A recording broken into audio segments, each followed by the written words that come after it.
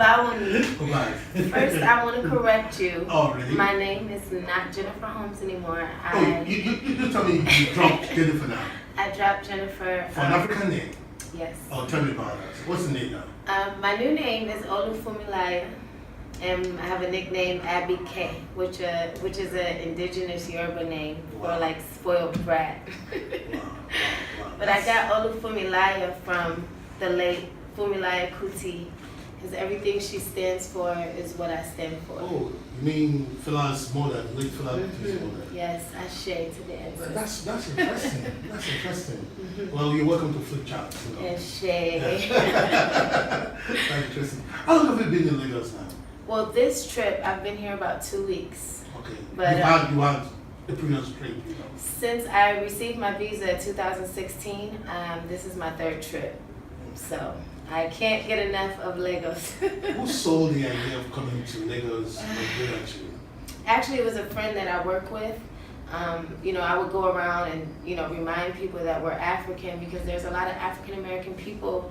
We were told that Africa is a bad place. And once I started studying Africa and knowing that we come from kings and queens, I just felt it was my duty to remind people that you are African. Just because, if you take an African lion out of Africa, it is still an African lion. Chinese people go to America all the time. They're still Chinese, they're still Japanese. But then we are considered African American. I don't agree with the whole African American name. So I say Americanized African. About your background, you were born in Chicago. Yes. And then you moved to New York. What was like, what's your growing up like? Well, I had a rough childhood, single mom until she met my stepfather, who was awesome. I have 2 boys. Wow. How old? 17 and 9 really? years old. Are you looking so glamorous? Black don't crack. That's the African woman, We age gracefully. That's great. Yeah, and now I'm in Atlanta.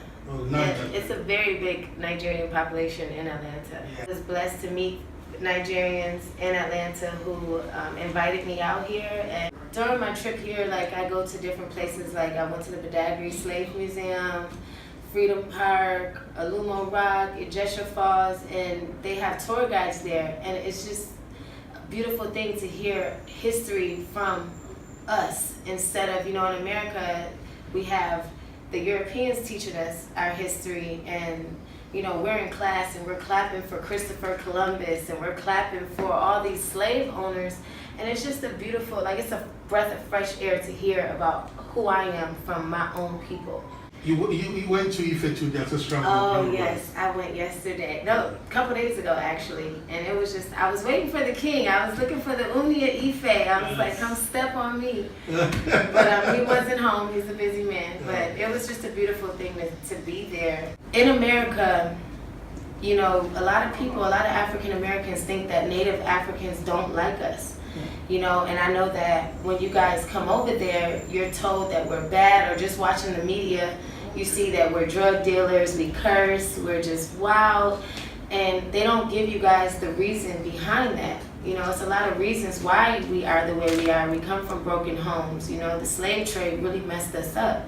So when I first came, it was just so beautiful for me to see. I was just welcomed with open arms. I met so many beautiful people here, and they just all welcomed me. All Americans try to do DNA to actually find their roots. Did you try that? I did. And what's the result? So it was 65% Benin/Togo, and then it was 35% it said other places. It didn't even give me. So I was just so happy to find out that Benin, I am from West Africa. I was praying, please don't say Germany, please don't say Europe. In America, a lot of people, we think God is a white man with blue eyes. And I know that Christ, coming from that part of the world, he was a melanated man. And he had hair of wool. I just had to find out exactly who I was and where I come from, because the religion that we learn out there, it just didn't satisfy my soul like the Yoruba culture does. Oh, okay. You can tell me some places you've been to since you came to Lagos. First, I went to Badagry, which was an awesome experience. You know, we actually got a chance to learn about Abbas, which was a slave who became a slave owner. We actually took a boat, we went to the Atlantic Ocean. They showed us how if the slave port, if the boat wasn't there, how our ancestors had to walk all the way to either Ghana or Sierra Leone. They are African Americans, even Caribbeans, anybody that was dropped off the boat, you need to go to Badagry and find out exactly who we are in our history. Ocean State, and just to be able to stand in African water. Oh, Egyptian Falls is in. I think it's in Ocean State. Yeah. It took about maybe 3-4 hours to get there from Lagos, and just the journey. I met a lot of natives on the way there, and you know, people, even the people that was there, they welcomed me with open arms, and they were just so happy that I was there, and I was happy. I went to Lumo Rock. Oh, really? And Abeokuta. Seen how they actually make the tie-dye. I seen the ladies there pressing it, and the king was there, but he wasn't. But you know, they were getting ready for a ceremony. Okay. And you seen the elders, they were dressed up and they were dancing, the babies were dancing and, you know, doing the tribal dances, and they were very welcoming. They let me go to the palace. I walked up to the door. I was waiting for the king. I don't know where he is, but he needs to get back here before I leave. I'm trying to get stepped on. That's interesting. Now, you have been to some places in Lagos. A lot of people say, you know, Lagos energy is like New York. Do you agree? Lagos is definitely like New York City. It can be very intimidating. My first time coming, you know, people coming up to me, everyone's hustling, children, everyone is hustling here, you know. So, and at the first time I came, I didn't know any of the language, so I was just very frightened. But now when I come, you know, I know how to maneuver my way through the airport. It's definitely like New York. It's always busy. The clubs, the music. I've been to the Billionaires Club, Soul Lounge, Kilos, the Shrine, Fella Shrine. Really? Lagos is really the place to be, and I keep trying to I tell everybody in Africa, in America, that they need to come down here because the black man is free. Wow. If you have any reason to invest in Lagos, you know, actually, I'm looking, I'm a nurse, and I know that from what I studied, a lot of elders, people who get dementia or Alzheimer's, you know, a lot of times, people see, in Nigeria, everyone is very superstitious and scared of voodoo and all of that stuff, and they think a lot of times when the elders, they lose their mind because of dementia or Alzheimer's, that somebody put a spell on them. But I know that it's just a part of the disease process. So I want to get like a nursing home, somewhere where I can actually take care of them, because that's what I specialize in. I know how to deal with people with dementia and Alzheimer's. The year of the demons.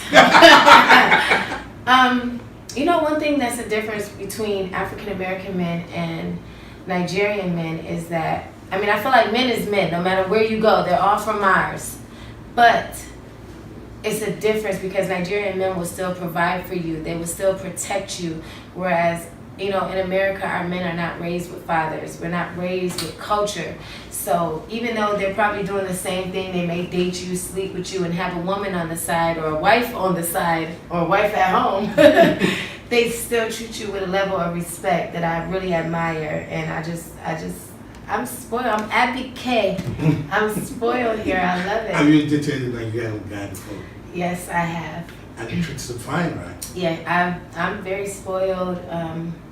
I mean, I'm still a single woman right now, but I have dated a Nigerian man. Would you like to marry if he had to? Ah, yes, I would love to marry a Nigerian man. Great. I would love to. I really want to bring my oldest son is 17. He's not, so I know he wouldn't be able to handle the Wi-Fi and, you know, lights cutting off.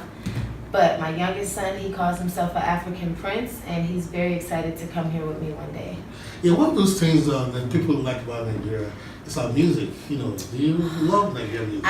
I know more Nigerian music than Nigerians. Wow. I mean, I know all the words: Davido, Kiss Daniel, Techno, He Was Savage, Olamide. Like, I know word for word. That's how I actually learned the language. Oh, really? Yes, I listen to their music, and if I don't know something, I'll Google it, and then now I know. Like Mafemi Sherry. Oh, Mafemi Sherry. Yeah, that's Tiwa's. Tiwa Savage or Duro. I know that is weight. Yeah. Biko, that's please, and Evo. Yeah, Biko, yeah. You know, I learned a lot from the music. And the music, it's like in America right now, Nigerian culture is taking over the same way that Jamaican culture did at one point. Nigerians run the world right now, and they're also the most intelligent people. So I just wish that Nigerians would, I mean, I know it's a benefit to go to America and get the American dollar, but I really wish that Nigerians, when they get that American dollar, that they come back here and invest, because we're putting so much energy into America, into Babylon, and we're forgetting about mama. You know, Africa is mama. So I feel like we should utilize America, get their money, get their owo, and come back home and build, because we're too intelligent, we have all the resources here, like chocolate. It's produced here, but every time I come here, they're telling me to bring chocolate, and I'm like, why don't we have our own places where we make our own chocolate? You're making some good points there. You know, it really bothers me, even with the fact that most of our doctors, most of our teachers are Nigerian in America, but we send our kids to America to be educated. But we're the most intelligent people. Africans in Africa, even in Egypt, is where math and science was invented. But we still feel that the European way is the best way. And the Bible say that those who are first shall be last, and those who are last shall be first. And it's an African proverb that says, when two brothers are fighting, we allow an outsider to come in and take over our home. So I really hope that we can learn to get along and love each other so that we can build our own home up. Because we really don't even need to deal with their banks. We have all the resources to back our money. It's no reason that Naira is worth less than the dollar. When the dollar is all built on credit, they don't even have money.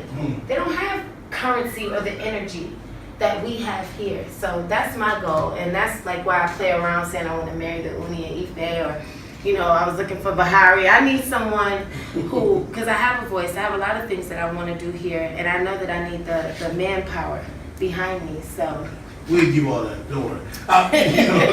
There's something we were talking about earlier. Lagos is the home of Nollywood. And of course, you mentioned the fact you want to actually put your experience in a movie 30 Days in Lagos. Yes. Well, you tell me about that. You just don't even know. Like, when we ride around and we ask for directions, it's the funniest thing in the world. Like, I don't even know if they're telling me how to get somewhere. It's like, go that way. It's like, what? Like, so you gotta ask about 5 or 6 different people just to make sure you're going the right way. The food, just when I try to pronounce the words, I just feel like it'd be a great film. So I'm looking to be a star. 30 Days in Lagos. That'd be great. I've done acting in theater. I've done a lot of that in New York. So. Okay. Now, tell me the best food you ever had in Lagos. The best experience I've had in Lagos? I mean, food. Food. Oh, my favorite is the chicken stew. I love both the stew on croaker fish or the chicken. But I want to live here. I want to build this place up. And where do you really like to stay? In Banana Island, of course. Oh, yeah. But Magodo is like. Oh, Magodo is like the area that I know most. Ikeja. Okay. But so Lagos is it for you? Yes, Lagos is it for me. I love it. Well, I'm sure you'll come back to Lagos. I want to thank you guys so much for this interview and just for inviting me on your show. Thank you. And we're happy to have you here. Welcoming me to my home. Like, it feels so good to be home and to be accepted. When I first got off the plane, it was like an adopted child that finally got to meet his mom. Like, I cried the first week. I couldn't believe I was here. It's been a dream. Like, how many ancestors died trying to come back home? Yeah. And I made it. I'm a single mom. I'm not wealthy. And I made it. So I feel like all African Americans, Dominicans, Haitians, Jamaicans, we were all dropped off the boat, but this is the starting point. West Africa and Nigeria is just like the best place to be. Thank you very much. Thank you. Thank you for coming. Well, it's been another great experience talking to Fumilayo, an Americanized African. I'm sure we learned 1 or 2 things about a tourist experience, and of course, a dream to live in Lagos, Nigeria. Thank you very much. Till next time we'll meet again with the Flip Chat. Odabo. Say it again. Thank you.